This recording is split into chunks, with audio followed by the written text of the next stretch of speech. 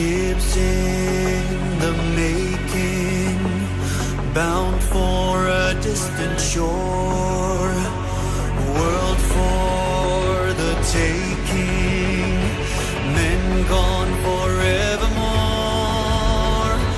boarding and setting sail. Sexto Continente, dirigido por el obispo de Orihuela, Alicante, Monseñor José Ignacio Munilla.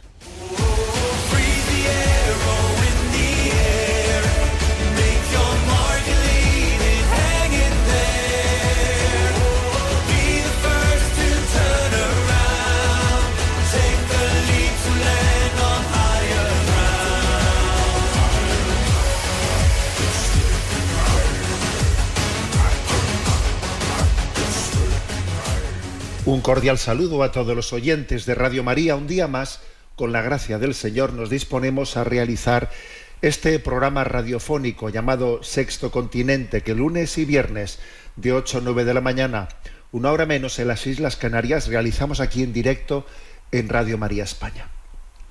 Y una vez más, el saludo de entrada de este programa va dirigido a los cristianos perseguidos, a hacernos eco de su situación, pero también queriendo que ese eco que hacemos de la persecución que están recibiendo nos sirva a los demás, nos sirva a todos para despertar de nuestro letargo. Me estoy refiriendo a la noticia que se ha hecho pública sobre una vuelta de tuerca más que se ha dado en Nicaragua, realizada por el tirano Daniel Ortega, impidiendo a los sacerdotes administrar en los hospitales el sacramento de la unción de enfermos. El gobierno de Nicaragua ha implementado esta drástica medida, impidiendo a los sacerdotes ingresar en los hospitales para administrar, ¿no?, este sacramento de consuelo, este sacramento en el que se recibe la fortaleza de Jesucristo en el momento. Un momento clave en la vida, puede ser antes de una operación grave, en un momento de deterioro grave de la salud. Bueno, es un paso más dentro de esa persecución que está teniendo lugar en Nicaragua, que es un progresivo estrangulamiento. Quiero recordar que incluso asociaciones como Cáritas han sido ya clausuradas, que la propia Radio María también ha sido cercenada. Estamos en una progresiva situación, sacerdotes, obispos encarcelados, expulsados. Impresionante que esté ocurriendo esto pues en el año 2024. Pero claro, cuando vemos esto, yo ahora pienso para mí, fíjate, y nosotros en un contexto occidental en el que, teóricamente a nadie se le impide, ¿no?, pues que pueda llamar a un sacerdote para que vaya al hospital a administrar el sacramento de la unción. Pero curiosamente nosotros nos autocensuramos. En otros lugares persiguen, pero nosotros nos autocensuramos por respetos humanos, porque claro, mira, tía, que hay otra persona al lado, en la cama de al lado, pues es un poco violento, porque como esto de la libertad religiosa ya se sabe, en fin, ¿no? Cada uno tiene su forma de ver. Yo voy a traer aquí yo un sacerdote, está al otro lado, además igual traigo un sacerdote, voy a introducir un nerviosismo en la familia, el propio enfermo pues igual va a pensar que, yo qué sé, va a pensar, o sea, nos armamos, nos autocensuramos, ¿no?, con toda una serie de reflexiones que en el fondo lo que les falta es la perspectiva de fe, ¿eh? Y una vez más, pues uno se acuerda de la famosa frase de San Agustín: de dos maneras ataca el mundo a los seguidores de Cristo. Los halaga para seducirlos o los atemoriza para doblegarlos. O sea que la estrategia del maligno es doble: seducir, y cuando no funciona, perseguir. Te intento seducir, para que tú mismo te engañes y tú mismo te autocensures. Y si no lo consigo, pues entonces te persigo. Entonces, claro, uno dice, nosotros no estaremos cayendo a la primera, estamos siendo seducidos por la mentalidad de este mundo, que incluso de una manera patente hace que el acompañamiento religioso, pues cada vez, ¿no?, lo tengamos de una manera, ¿no?, pues nos avergoncemos de él en hacerlo en un espacio público, como es, por ejemplo, un hospital, ¿no? Y claro, por esa vía del acomplejamiento, pues entonces parece que no estamos siendo perseguidos. Sí, es una persecución en la que paradójicamente tienen, ¿no?, la astucia de utilizarte a ti mismo, tu tibieza, como parte de su fuerza. Es decir, tú mismo eres utilizado como carcelero. Esto es potente, ¿eh? Que alguien nos utilice a nosotros mismos, o sea, lucha contra tu libertad y te utiliza a ti como tu propio carcelero. Tú acabas siendo carcelero de ti mismo, porque eres seducido, ¿no? Por eso el testimonio de los mártires es tan importante. Porque ahora vienen y nos dicen esta noticia de cómo en Nicaragua se prohíbe, ¿no?, a los sacerdotes ir a los hospitales públicos a administrar el sacramento de la unción, y entonces pues no habrá permitido Dios que aquellos nicaragüenses estén sometidos a esta prueba para que nosotros despertemos de nuestra tibieza, de nuestra mediocridad, de nuestro letargo, para que abramos los ojos a esa seducción que el mundo está ejerciendo en nosotros, para que tengamos la parresía, la fuerza de confesar nuestra fe en público. Ahí lo dejo, que el Señor nos dé la gracia. Rezamos por los cristianos perseguidos y pedimos que su testimonio sea para nosotros acicate en el seguimiento a Jesucristo. Sexto Continente es un programa que tiene interacción con los que sois usuarios de redes sociales, en Instagram y en Twitter, a través de la cuenta @obispomunilla. En Facebook, a través de la página que lleva mi nombre personal, de José Ignacio Munilla. Los programas anteriores están a vuestra disposición, tanto en el podcast de Radio María, como en las plataformas de iVoox, Spotify, y también en el canal En Ti Confío, en el canal de YouTube En Ti Confío. También decir que en la página web multimedia www.enticonfio.org, allí también se puede acceder a los programas anteriores de Sexto Continente, como a la emisión en directo de este programa en este momento a través del canal de Twitch. Bien, vamos adelante en este programa en el que tenemos también la vocación de comentar temas de actualidad, y quiero compartir con vosotros una noticia que hemos vivido la semana pasada, que ha pasado bastante desapercibida en España. Claro, es verdad que tenemos otros temas que acaparan, ¿no?, completamente la actualidad, pero acontecen cosas que tienen una trascendencia pues grande, sobre todo por el hecho de que me estoy refiriendo ahora a una sentencia del Tribunal Constitucional, ¿no?, que tuvo lugar la semana pasada, se hizo pública la semana pasada. Lo lógico, lo habitual suele ser que antes de publicarse una sentencia, primeramente se mande una especie de nota más bien un poco pedagógica, ¿no?, adelantándola y diciendo ya se publicará explícitamente con todos sus votos, etcétera, más tarde. Y es una sentencia del actual Tribunal Constitucional español, que todos sabemos que es un tribunal que ha pasado a ser altamente politizado,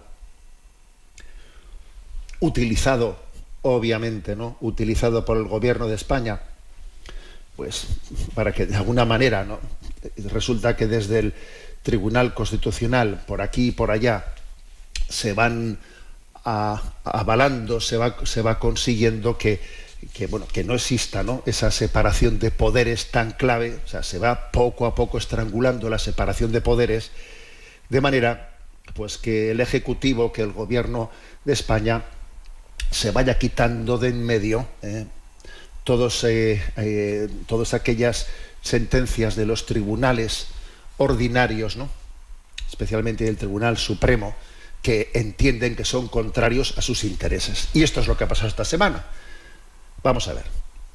Se trata de un fallo del Tribunal Constitucional que establece un precedente que podría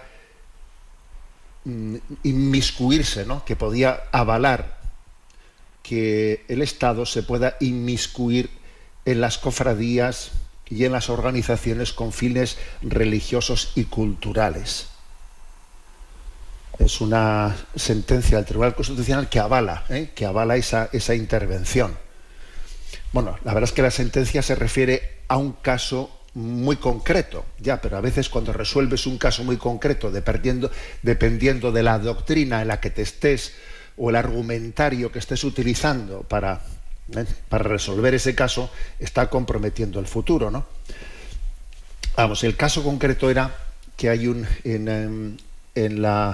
en Tenerife, pues una cofradía que se llama, bueno, más bien es esclavitud, se distinguen dentro de la religiosidad o dentro del asociacionismo entre cofradías, esclavitudes. Bueno, esta en concreto fue una cofradía en el año 1545 y luego, digamos, algo más tarde, en 1659 pasó a ser una esclavitud, pero bueno, eso tiene, digamos, poca importancia para lo que nos atañe, ¿no? Se llama la Real y Venerable Esclavitud del Santísimo Cristo de la Laguna. Y tiene unos 2000 miembros, como vemos es antiquísima en su historia. Y entonces en el año 2008, o sea que esto lleva ya bastante tiempo, 16 años en litigio, pues una mujer llamada María Teresita Laborda solicitó ingresar en esa esclavitud. Y entonces, cosa que se le denegó por el hecho de que en sus estatutos está reservada exclusivamente a los varones. Y entonces ella comenzó una demanda, comenzó a litigar en los tribunales. A la hora de explicar esto, quiero dejar una cosa clara, es decir, el hecho de que si una cofradía, ¿no?, una hermandad, una esclavitud, es prudente o no es prudente que mantenga vigencia los estatutos que digan que únicamente puedan ser los caballeros o los varones los miembros, o que lo cambie y tome la decisión de que, bueno, estamos en otra circunstancia histórica y los miembros pueden ser indistintamente hombres o mujeres. Creo que eso es una cosa discutible. ¿Me explico? Eso es una cosa discutible. Y ahora, como ya os podéis imaginar, no voy a hablar de eso. Creo que eso es un tema discutible. Pero claro, creo que es un tema discutible que lo tenemos que discutir nosotros. No el Tribunal Constitucional el que se inmiscuya en la vida de la Iglesia. Claro, este es el tema aquí. El caso es que, bueno, pues ese litigio fue adelante. En una primera instancia se le dio la razón, a esta mujer, pero luego el asunto se elevó hasta el Tribunal Supremo, y el Tribunal Supremo, el año 2021, concluyó en contra de la petición de esta mujer. Y ahora resulta que viene el Tribunal Constitucional y entonces dictamina que excluir a una mujer de una cofradía católica masculina por razón de género infringe sus derechos de asociación y no discriminación, revocando así el fallo previo del Tribunal Supremo y estableciendo un nuevo precedente. Claro, este es aquí el problema, estableciendo un nuevo precedente para las cofradías religiosas en España al reconocer el impacto social y cultural de estas organizaciones.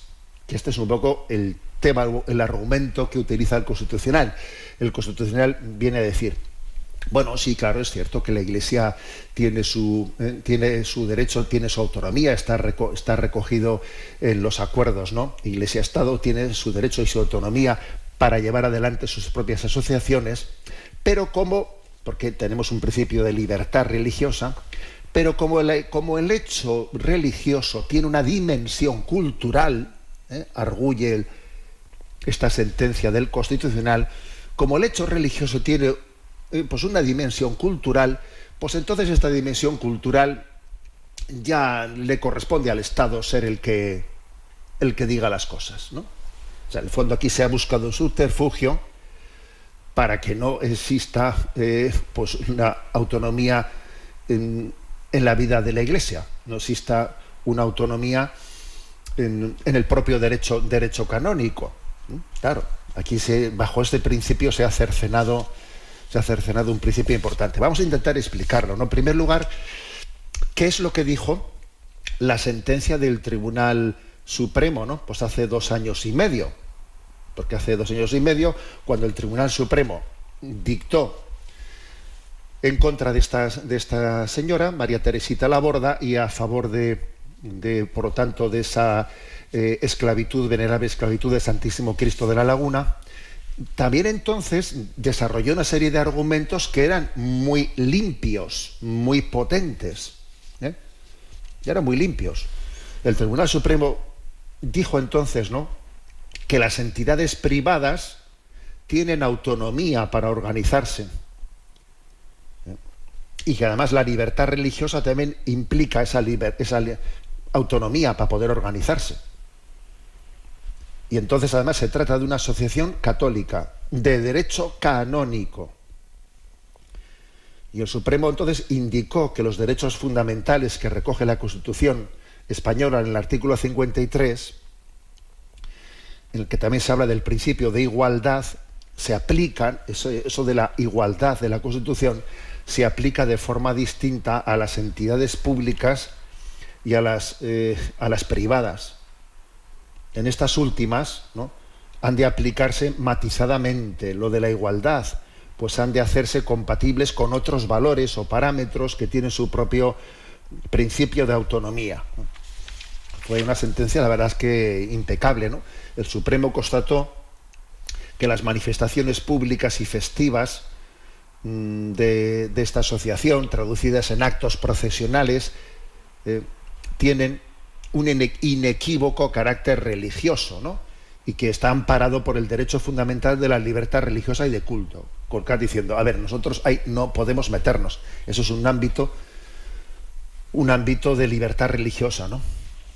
Y además también el Tribunal Supremo dijo, y además esta asociación no ejerce ningún monopolio, no es más que una entre muchas asociaciones devocionales que hay en Tenerife. Si a uno no le gusta esta, pues que se meta en otra, ¿no?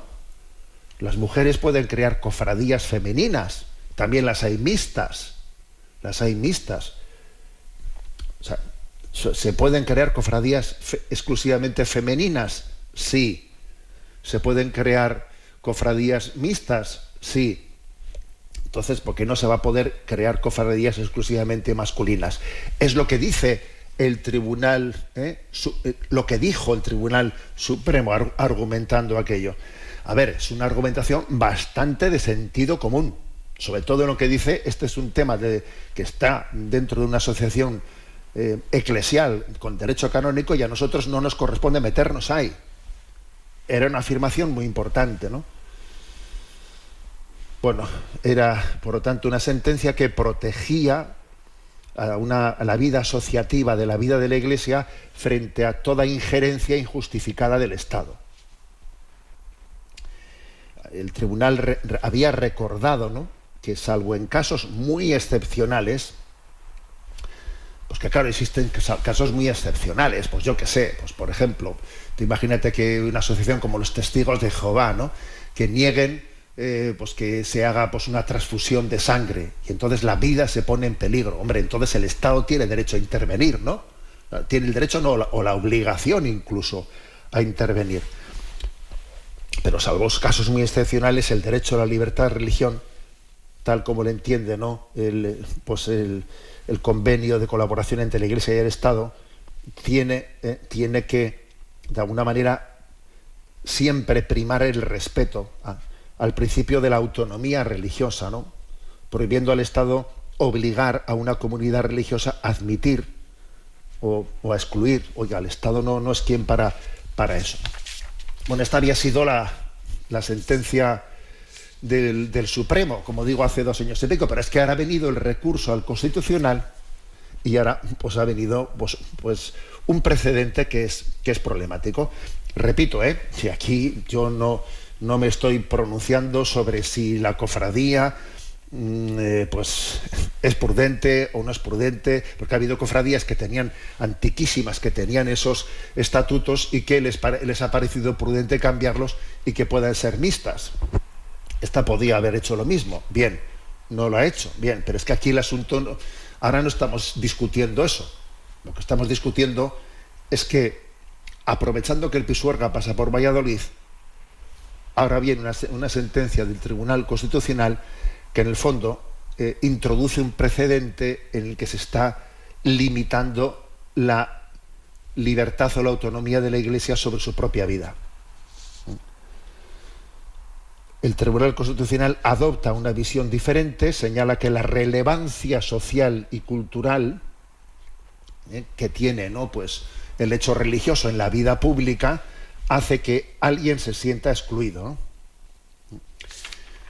Y, por cierto, que ha habido algunos expertos en derecho, como el catedrático de Derecho Eclesiástico de la Universidad Complutense de Madrid, Rafael Palomino, que han expresado su desacuerdo y su preocupación, argumentando que el Tribunal Constitucional se excede en sus competencias, sugiriendo pues que, claro, esta señora, la recurrente, la señora Laborda, podría ella fundar otra cofradía.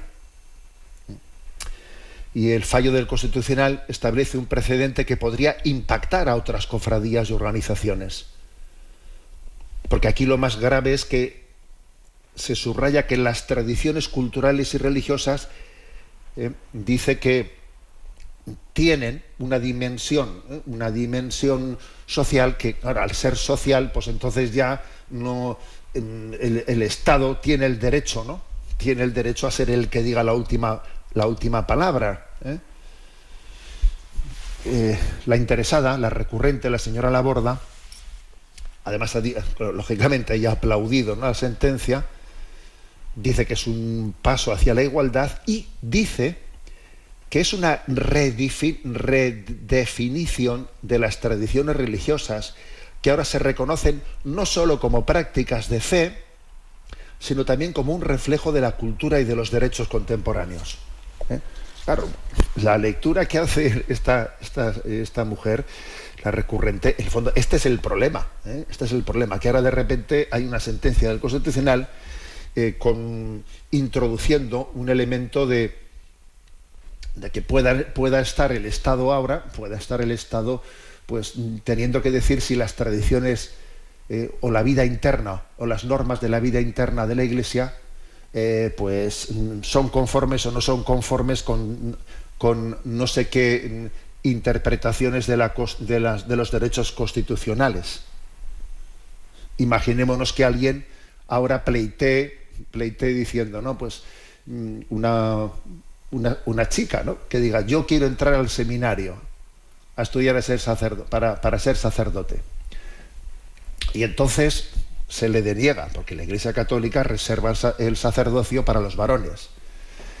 Entonces imaginémonos que esta joven comienza a pleitear en los tribunales. Comienza a pleitear. Porque se le ha discriminado bajo un derecho constitucional de igualdad. Interpretada la igualdad como la indiferenciación. Como la que, claro, porque aquí la palabra igualdad se hace una interpretación de ella que es como que es indiferente, o sea, no se diferencia, no se distinguen las cosas, eso es igualdad, ¿no? Bueno, entonces, ¿qué ocurre?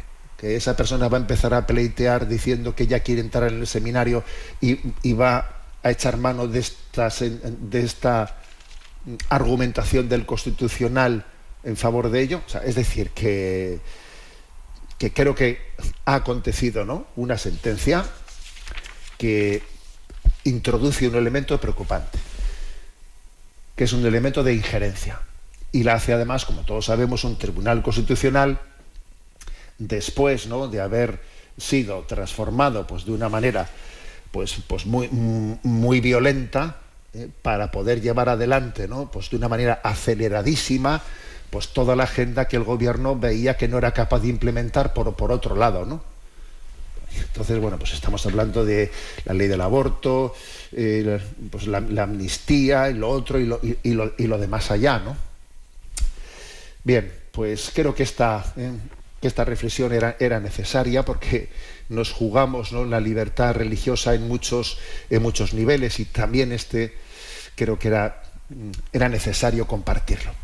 Vamos a tener un momento de oración con un canto recientemente compuesto de Olga Martínez, que sabéis que es, pues tiene su lugar de residencia entre nosotros, en la diócesis de Orihuela, Alicante, en el municipio de Elche. Ven a mí, cantado por Olga Martínez, dirigido especialmente a quienes están siendo probados en su fe. Tú que estás perdiendo la fe, tú que estás teniendo una batalla interior, tú que estás quizás angustiado, lleno de dudas, estás siendo interiormente probado. Venid a mí los que estáis cansados y agobiados, que yo os aliviaré. Ven a mí, lo escuchamos.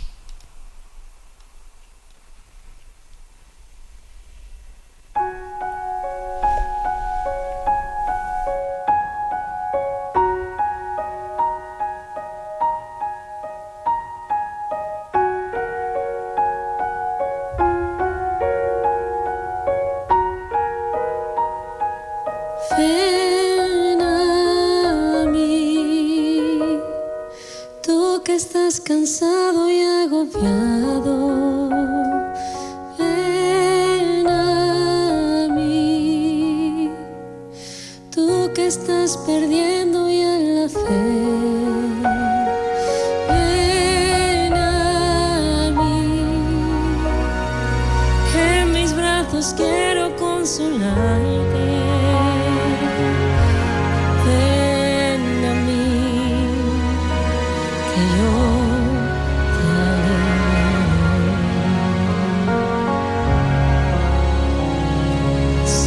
Estás cansado, ya no tienes fuerzas, sé cómo flaquea tu fe.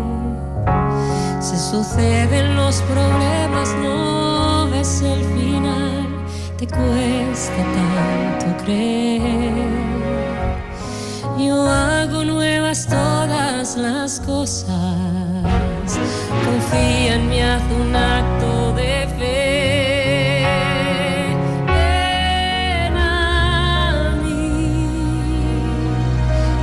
Estás cansado y agobiado, ven a mí, tú que estás perdiendo ya la fe, ven a mí, en mis brazos quiero consolarte, ven a mí, que yo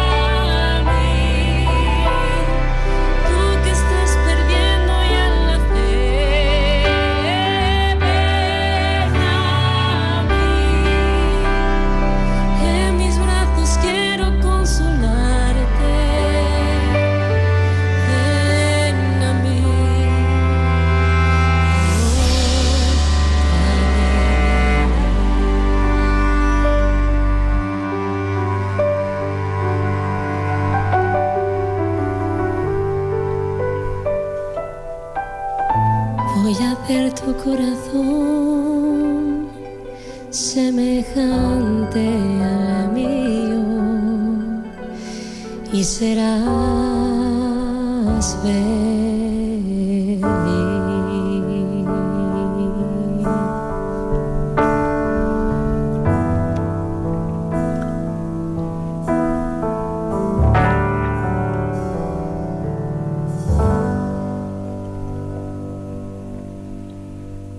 Esa es la condición para ser felices, tener un corazón semejante al corazón de Cristo. Avanzamos en nuestro programa de Sexto Continente de este día 11 de noviembre.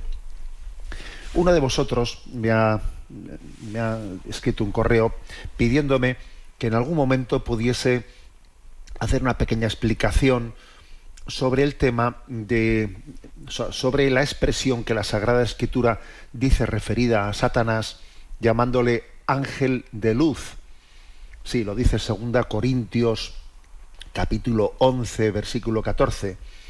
Dice que, cuidado, dice, a propósito de los falsos profetas, etcétera, no hay que extrañarse de que eso suceda, pues el mismo Satanás se disfraza de ángel de luz.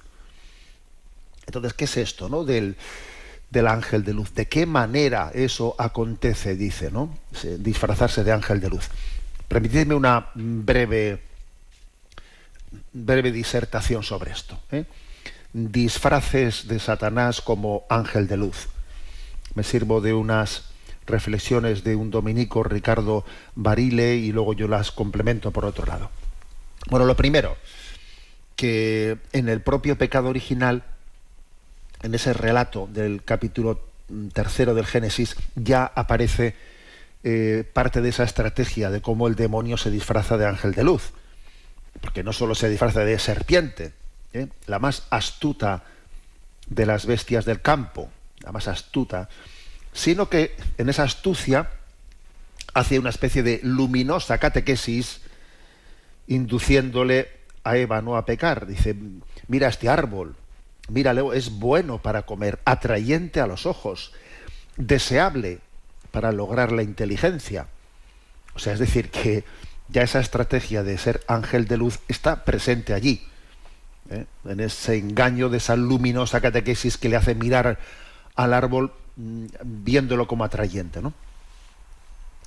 La imagen de Satanás como ángel de luz ya circulaba, ¿no?, en la cultura religiosa medieval. Por ejemplo, lo vemos en un apócrifo, en un apócrifo que tiene códigos del siglo IX, un apócrifo llamado Vida de Adán y Eva, en el cual se narra que tras la expulsión del paraíso, Adán le convenció a Eva para hacer penitencia. Venga, vamos a hacer penitencia juntos, ¿no? Pero, dice ese apócrifo, Satanás, su adversario, reacciona, ¿no? Y se transformó en un ángel espléndido, que fue al río Tigris, donde estaba Eva haciendo penitencia. Y al verla llorar, presa de un gran dolor, estaba haciendo penitencia, Eva, pues también él, el ángel de la luz, se puso a hacer penitencia a lo suyo, se puso a llorar con ella, y llorando con ella, así poco a poco le fue disuadiendo de hacer penitencia. Empezó como a consolarla, venga, bueno, pues ya hemos sufrido mucho en esta vida, vamos a dejar de hacer penitencia. Y entonces, curiosamente, es una historia en la cual se ve cómo Satanás se disfraza de ángel de luz, ¿no? Porque allí se disfrazó de, comparto contigo tus lágrimas que estás haciendo penitencia, y poco a poco te voy liando la cabeza hasta que dejes de hacer penitencia, ¿no? O sea que es un tema que ha estado presente pues muchas veces en la cultura medieval. Y por ejemplo también hay algunos frescos, por ejemplo en la iglesia de Santa María del Carmen en Florencia, etcétera, en los que se representa a Satanás con una cabeza femenina, como que es la propia cabeza de Eva, ¿no? Que, bueno, quizás algunos pensarán que esto es una reminiscencia de esa imagen negativa de la mujer como tentadora, pero hay algo más que eso. Detrás de esa imagen es decir, la falsa luz la falsa luz de Satanás se identifica con nuestro propio pensamiento, con el propio pensamiento que tengo yo. Quizás esa imagen de Satanás, o sea, con la cara de Eva, es decir, he conseguido que ella piense como yo, la he confundido, y por eso se representa así con su propio rostro, ¿no? Y entonces, lo de cuidado con Satanás porque se disfraza de ángel de la luz, hay que concluirlo diciendo que el demonio intenta introducir en el discurso de los hombres de la Iglesia, incluso de buena fe, pues un porcentaje de tinieblas que poco a poco van confundiendo. Los hombres de Iglesia tenemos el riesgo de ser confundidos por el ángel de luz. Pero obviamente tenemos, pues esto no quiere decir que estemos absolutamente desprotegidos, en absoluto. Gracias a Dios, esas falsas luces pueden ser desenmascaradas con vigilancia, con discernimiento, desde la tradición de la Iglesia, desde la fidelidad al magisterio. Entonces, digamos, ¿qué disfraces suele tener Satanás como ángel de la luz? Voy a referir brevemente 5. El primero, la falsa luz de otro evangelio. En las cartas de San Pablo, como por ejemplo la de Gálatas, se dice: no hagáis caso si alguien os predica otro evangelio, distinto al que os hemos predicado. Bueno, pues ese otro evangelio es muchas veces presentado como ángel de luz. En aquel tiempo de San Pablo, ese otro evangelio pues estaba ligado en contextos paganos a la sabiduría helénica, y en los contextos judíos a las tradiciones judaizantes, pero en el fondo era como luces que se presentaban diciendo: mira, esto es mucho más atrayente. Eso que aconteció ya entonces en tiempos de San Pablo acontece en nuestros días, cuando alguien presenta valores supuestamente cristianos, pues por ejemplo mezclados con la nueva era, que es una falsa luz, otro evangelio. Eso es obvio, ¿no? Los valores de alguna manera desnaturalizados del evangelio desde la nueva era. Giacomo Bizzi, que fue arzobispo cardenal de Bolonia, escribió un libro de alta ironía teológica llamado El Quinto Evangelio, en el que justificaba, pues quería recoger en ese libro pues todas estas falsas luces, pues de una especie de evangelio de los adelantados, que se supone que mejoran los evangelios tradicionales, ¿no? Pues eso hoy en día existe, ¿no? La falsa luz de otro evangelio, de quien pretende desde la nueva era o desde determinadas teorías mejorar el evangelio. Y en el fondo es una manera de guante blanco camuflada de introducir herejías. Hay herejías que son descaradas y otras que son camufladas, ¿no? Pues en el fondo la falsa luz de otro evangelio que dice San Pablo son las herejías camufladas.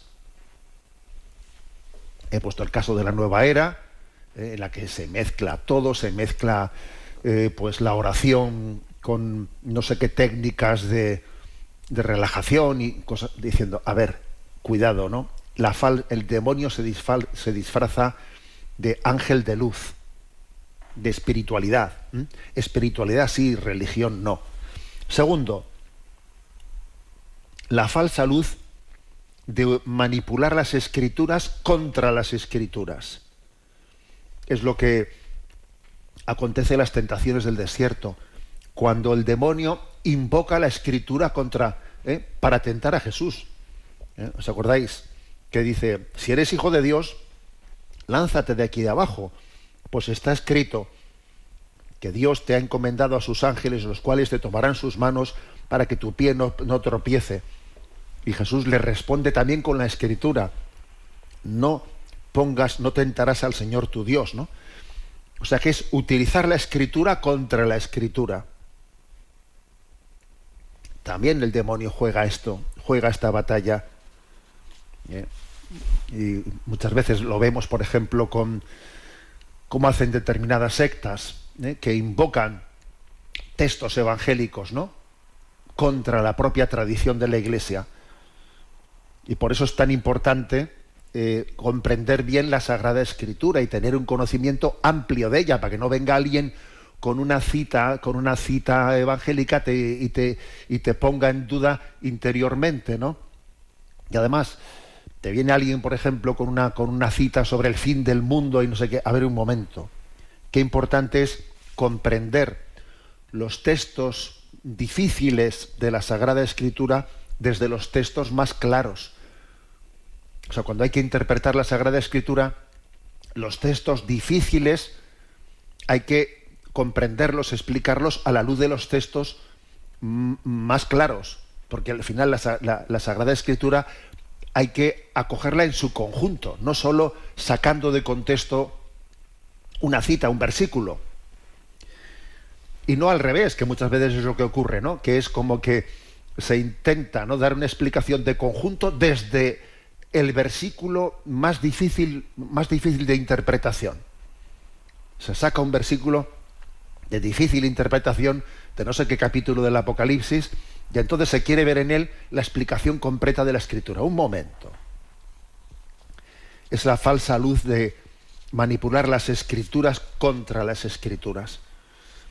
También otra estrategia es la de confundir la tradición con la arqueología. Tercera, ¿a qué me refiero esto? Es un falso primitivismo bíblico o histórico. Citar la Escritura y la tradición contra todo el desarrollo del magisterio a lo largo de los siglos. Es lo que hizo Lutero, por ejemplo, eliminando los sacramentos que no estaban, explicitados en el Nuevo Testamento. O lo que hacen personas diciendo, ¿dónde está la adoración eucarística? ¿O dónde está el rezo del rosario en la Biblia? Y entonces, en nombre de ese purismo bíblico histórico, en nombre de ese arqueologismo, todo lo que no esté allí en la Biblia es rechazado. Es como citar la Biblia sin la conciencia de que el Espíritu Santo le ha ido haciendo crecer su recepción a lo largo de los siglos. Es citar la Escritura al margen de la tradición de la Iglesia, olvidándonos de que la revelación tiene dos fuentes, la Escritura y la tradición. Cuarta estrategia del ángel de la luz: la falsa luz del alejamiento de la cruz. Esta es muy clara, ¿no? Pedro le suplica a Jesús que evite la pasión y la muerte, y Jesús le reprende diciendo, apártate de mí, Satanás. Y entonces es un ángel, la estrategia del ángel de luz es no sufrir. Dios ha venido a consolarnos, hay que evitar el sufrimiento, hay que evitar la cruz. Es el desprecio del ascetismo, de la penitencia, de la mortificación. Dios es el Dios del consuelo, nada de dolorismos, nada de tal, ¿no? O sea, hacernos enemigos de la cruz en nombre de esa luz de que Dios viene a consolarnos. Y por último, ¿no?, la quinta estrategia: confundir inculturación con mundanización. La inculturación, eso de que el cristianismo tiene que inculturarse en una cultura, claro, es absolutamente cierto, ¿no? Eso forma parte de nuestra... Cuando se predica la fe en una cultura, tenemos al mismo tiempo que insertarnos en esa cultura. Pero con frecuencia olvidamos que no solo tenemos que insertarnos en una cultura, sino que al mismo tiempo tenemos que discernir qué hay en esa cultura conforme al Evangelio y contrario al Evangelio. Y habrá que purificar en esa cultura lo que no sea acorde con el Evangelio. Tendrá que distinguir entre las cosas buenas de esa cultura asumibles, las cosas que tienen que ser purificadas y las cosas que tienen que ser rechazadas. Por eso otra estrategia del ángel de luz, de Satanás como ángel de luz, es, con la excusa de que hay que inculturarse en una cultura, nos mundanizamos. Y entonces acabamos asumiendo pues los pecados de época o los pecados de contexto social de el lugar en el que vivimos y en el que nos desenvolvemos. Bueno, estas podrían ser, ¿no?, unas explicaciones. Cuando me preguntaba uno de vosotros, algunos ejemplos concretos de a qué se puede referir eso de Satanás como ángel de luz. Dice 2 Corintios 11:14, ¿no? No hay que extrañarse, porque mismo Satanás se disfraza de ángel de luz, ¿no? Creo que estas pueden ser algunas de las explicaciones más prácticas o más recurrentes sobre ello. Bueno, vamos adelante con nuestra edición de Sexto Continente. Tenemos ahora nuestro momento para las preguntas de los oyentes. Mónica está en la emisora y le vamos a pedir a ella que nos presente las preguntas que han sido formuladas al correo sextocontinente@radiomaria.es. Allí podéis hacer llegar vuestras preguntas. sextocontinente@radiomaria.es. Buenos días, Mónica.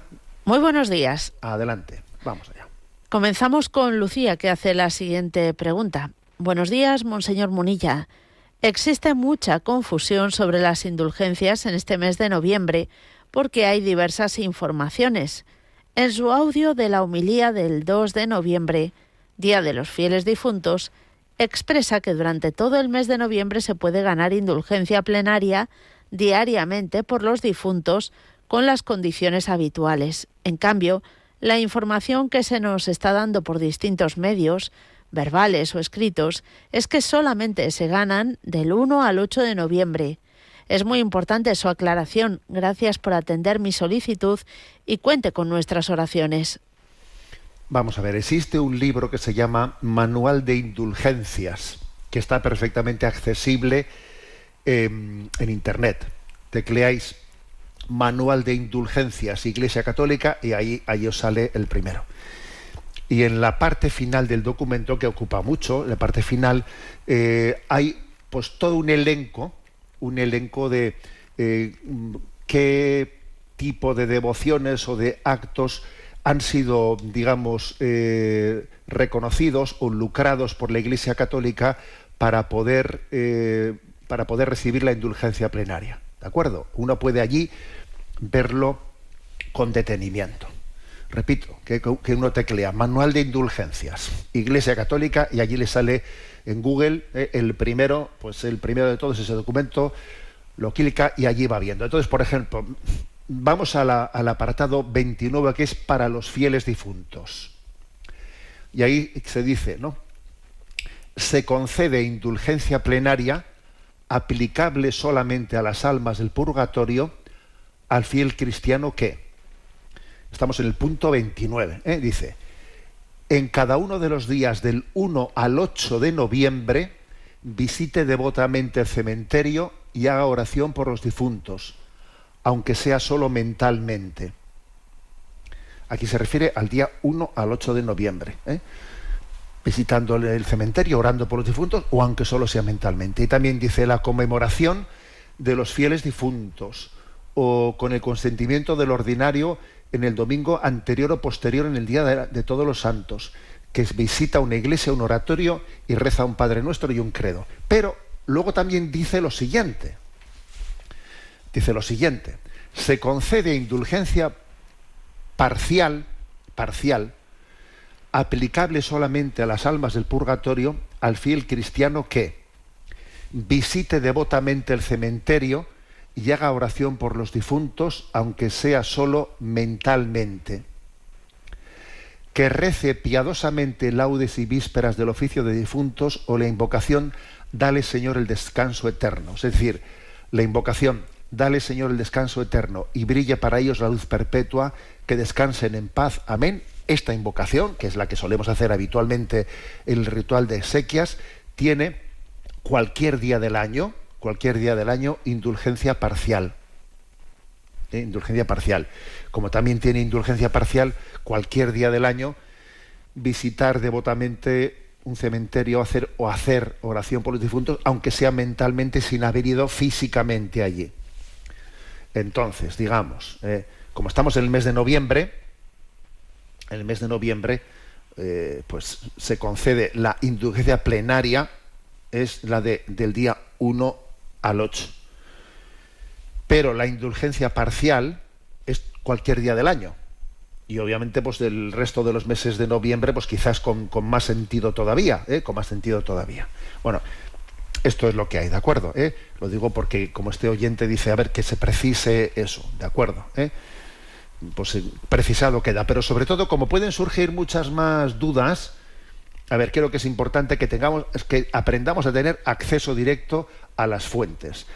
Uno teclea Manual de Indulgencias, Iglesia Católica, y le aparece el documento, y allí pues aparece pues una explicación detallada de pues oraciones por los pastores de la Iglesia, pues, en honor a San José, qué tipo al ángel custodio, qué tipo de indulgencias tiene, en el rezo del Santo Rosario, qué tipo de indulgencias tiene. Bueno, creo que viene bien también tener este conocimiento, especialmente en el mes de noviembre. Adelante, demos paso a una siguiente pregunta. Nos vamos hasta Puerto Rico, escribe Mario y dice: estimado Monseñor, en primer lugar mi agradecimiento por la información que comparte en su programa, siempre llena de enseñanza y dirección para todos. Mi consulta es en relación con las almas que van al purgatorio después de la muerte. Vivimos en esta tierra siendo prisioneros del tiempo. Entendemos que al morir ya no importará esa coordenada, pues estaremos en la eternidad del infierno o del cielo. Ahora bien, si cuando mueres vas al purgatorio para terminar de purificarte, ¿cuánto tiempo estarás ahí? ¿Hay tiempo en ese estado? Y si no, ¿cómo entendemos que estaremos en un proceso de purificación? Un proceso, según entiendo, requiere que transcurra un tiempo, ¿o no? Agradezco su respuesta. Dios le bendiga siempre. A ver, esta pregunta de Mario, de Puerto Rico, es una pregunta que en el fondo tiene lo siguiente detrás, ¿no? Si cuando uno muere entra ya en la eternidad y allí de alguna manera ya no hay tiempo, entonces, ¿cómo podemos decir que el purgatorio va a ser más largo o más corto? Si estamos ya en la eternidad, pues entonces ya es como o estoy definitivamente salvado o estoy definitivamente condenado. Pero no hay tiempo después de esta vida. Bueno, esa afirmación tiene un error de fondo. Claro que el tiempo cronológico, ¿no?, que tenemos aquí, el tiempo dividido en horas, en días, en años, pues ese es un tiempo cronológico que más allá de la muerte no es así, no es así. O sea, el tiempo y el espacio son creaciones de Dios. Más allá de esta vida no se está limitado por el espacio y el tiempo. Pero eso no quiere decir que no exista otro concepto de tiempo. Santo Tomás de Aquino, en la Suma Teológica, hablaba del evo, un tipo de tiempo más allá de la muerte. Joseph Ratzinger, en una de sus obras, habla del tiempo antropológico. Porque claro, por ejemplo, si un santo está en el cielo intercediendo por ti, a ver, hay un antes de que interceda, un después de que interceda. O sea, es decir, hay un cierto tiempo, aunque no sea el tiempo cronológico nuestro, ¿no? Un tiempo antropológico. Y ese tiempo antropológico también es el de la purificación, el del purgatorio.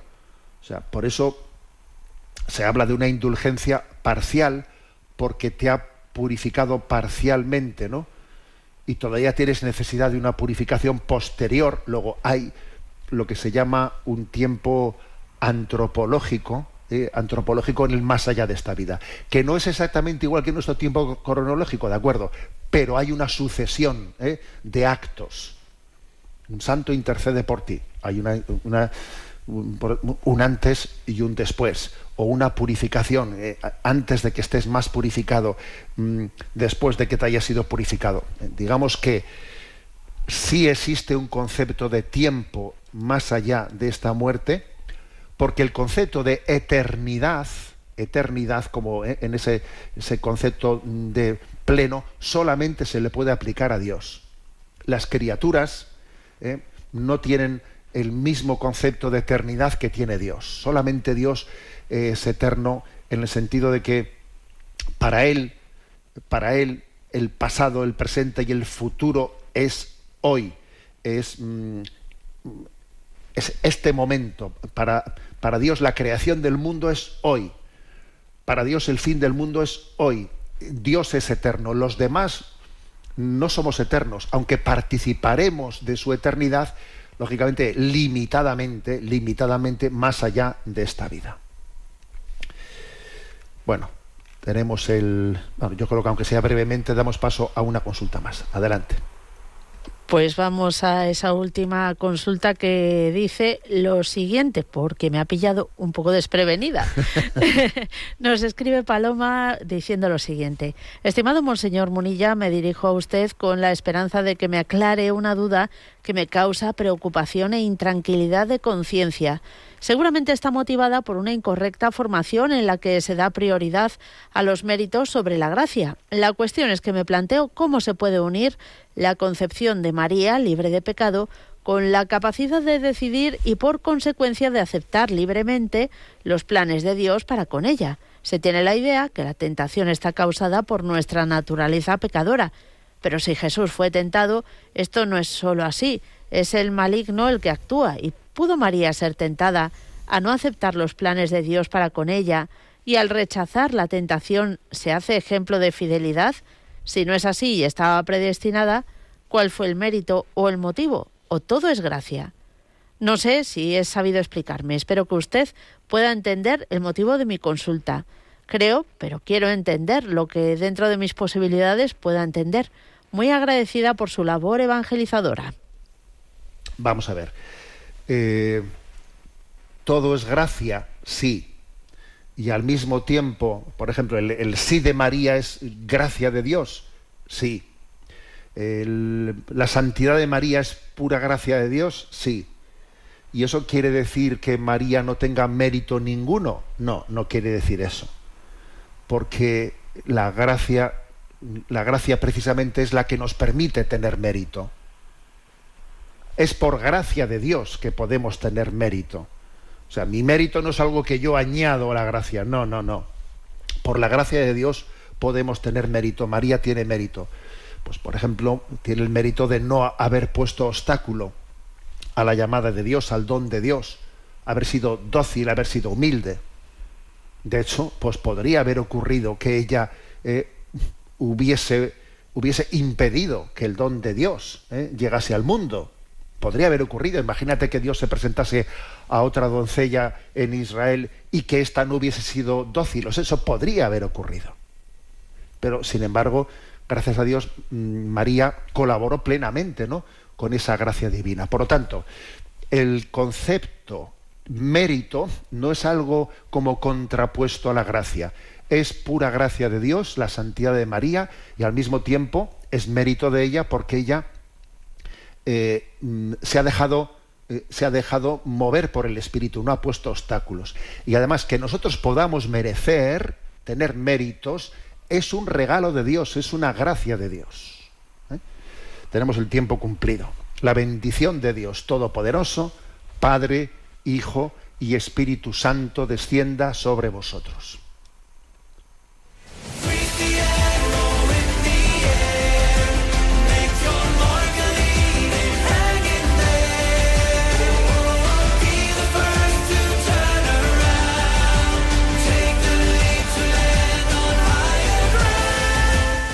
Finaliza en Radio María Sexto Continente, dirigido por el obispo de Orihuela, Alicante, Monseñor José Ignacio Munilla.